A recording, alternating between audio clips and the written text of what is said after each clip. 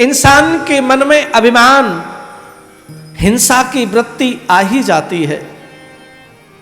भगवान अवतार लेकर के अपने चरित्र धर्म के द्वारा सुंदर शिक्षा जीव को देते हैं।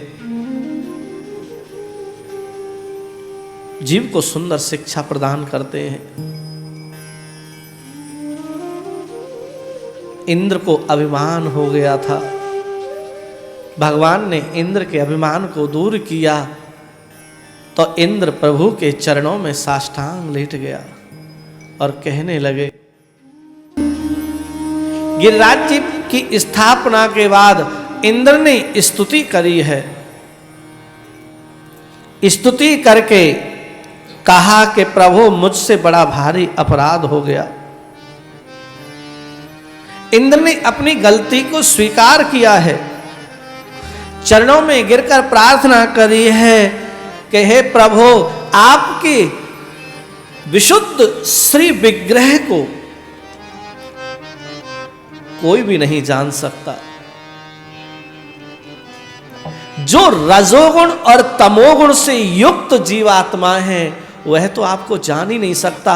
जबकि बड़े बड़े महात्मा ऋषि मुनि इतने तपस्या करते हैं, वह आपकी माया को नहीं जान पाए तो मैं कैसे जान पाऊंगा।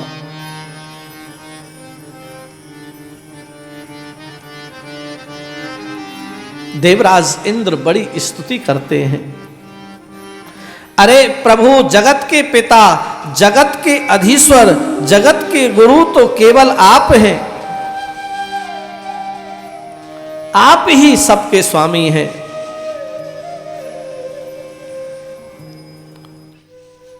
तुम जगत के गुरु हो। इंद्र कहते हैं सब कुछ आप ही हो। मेरे मन में भ्रांति थी, मेरे मन में नासमझी थी, मैंने आपको साधारण इंसान समझा। मेरा अपराध क्षम्य योग नहीं है, मुझे फिर भी आप क्षमा करें। देखिए, इंद्र की स्तुति से इंद्र ने इतनी स्तुति करी, लेकिन भगवान जल्दी प्रसन्न हो गए। और ब्रह्मा ने भी स्तुति करी थी तो ब्रह्मा से भगवान जल्दी प्रसन्न नहीं हुए। ब्रह्मा ने भी अपराध किया था और इंद्र ने भी अपराध किया है।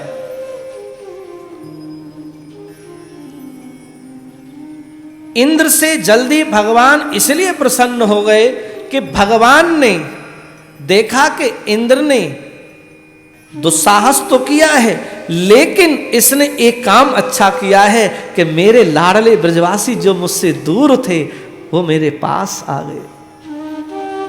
और भगवान यही चाहते हैं कि मेरे ब्रजवासी, मेरे भक्त मेरे सन्निकट रहें। और ब्रह्मा ने ब्रजवासियों को भगवान से दूर किया था, इसीलिए भगवान प्रसन्न हुए। भगवान तो सिर्फ प्रेम के भूखे हैं, भाव के भूखे हैं।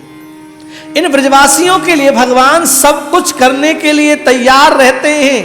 अग्नि को भी पान कर गए, इतना दुख, इतना कष्ट सहन किया ब्रजवासियों के लिए कि मैं ब्रजवासियों को दुखी नहीं देख सकता। उनसे इतना प्रेम, अनन्य भाव है ब्रजवासियों को।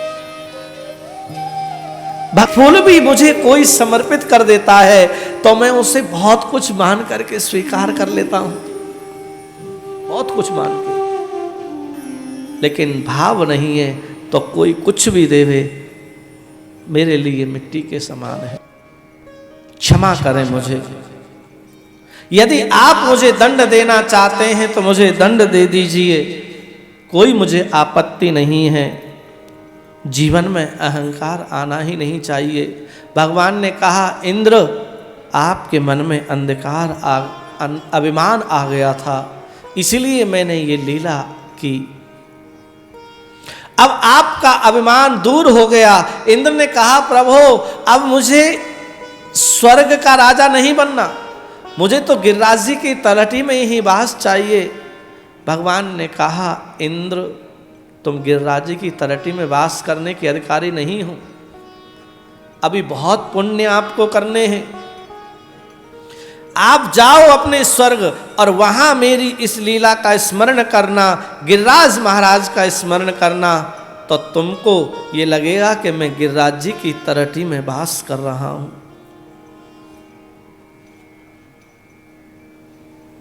इंद्र वहां से प्रणाम करके प्रस्थान कर गए। भगवान अपने भक्तों का कष्ट सहन नहीं कर सकते और न कभी बर्दाश्त करते हैं। भगवान की प्रतिज्ञा है, मैं भक्त का हूं, भक्त मेरे हैं, और ये प्रतिज्ञा भगवान कभी छोड़ते नहीं हैं। भगवान कहते हैं कि जहां भक्त मेरो पग धरे वहां धरूं मैं हाथ, सदा संग लागत फिरूं, कबहु न छोड़ूं साथ। कभी साथ नहीं छोड़ता। एक बार कन्हैया पकड़ ले बस, फिर छोड़ने वाले नहीं है भगवान। यदि गलती से भगवान का भक्त पाप में प्रवेश कर जावे तो भगवान अंदर पाप में जाकर के उसे निकाल कर लाते हैं। अघासुर की कथा का मतलब ही क्या है? अघासुर की कथा का तात्पर्य यही है, अघ माने पाप, असुर माने समूह। पापों का जो समूह होता है उसे अघासुर कहते हैं। और उस अघासुर के अंदर ब्रजवासी चले गए थे, बछड़े चले गए थे, तो मेरे बाल कृष्ण प्रभु उस अघासुर के अंदर गए और वहां से ब्रजवासियों को सुरक्षित वापस लेकर आए। किसी भी प्रकार से जाने अनजाने में पाप में प्रवेश कर जाए भगवान का भक्त, तो भगवान उस पर कृपा करते हैं। जब पूतना पर कृपा कर सकते हैं तो हम आप सब पर क्यों नहीं? भगवान अवश्य कृपा, दयालु हैं, कृपालु हैं भगवान। भगवान के समान करुणावान और कौन हो सकता है? भगवान ने अनंत आशीर्वाद प्रदान कर दिए और वहां से प्रस्थान किए हैं सभी। पूज्य महाराज श्री काशनी नागेंद्र जी महाराज के द्वारा प्रतिदिन के सत्संग, भजनों एवं सुविचारों का आनंद प्राप्त करने के लिए उनके YouTube चैनल को सब्सक्राइब करें और बेल आइकन को प्रेस करें।